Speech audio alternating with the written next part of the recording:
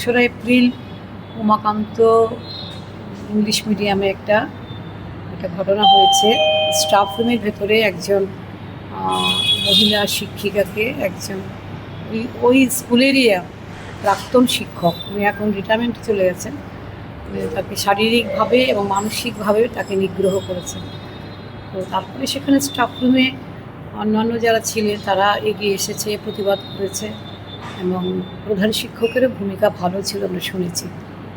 সভা ডেকে তারপরে এটাকে একটা মীমাংসা করার একটা নিয়েছেন, উদ্যোগ নিয়েছেন এবং মোটামুটিভাবে উনি সফল হয়েছেন। আমরা ভিক্টিমের সঙ্গে কথা বলেছি, উনি কিছু বলতে চাইছিলেন না, একটা ভয়ও আছে, একটা লজ্জাও আছে। আমরা তো ওনার সঙ্গে দেখা করতে পারিনি। একটু উনি স্বাভাবিক হলে, উনি স্বাভাবিকই আছেন, স্কুল টুল করছেন, আর একটু বিষয়টা সরে গেলে, মনের থেকে সরে গেলে আমরা ভাবছি কি একটু দেখা করব। আমরা চাইছি আমাদের রাজ্যে আজকে স্কুল শিক্ষক, বিদ্যালয় শিক্ষক, শিক্ষার যে অধিকর্তা, ওনার সঙ্গে আমরা দেখা করতে এসেছিলাম।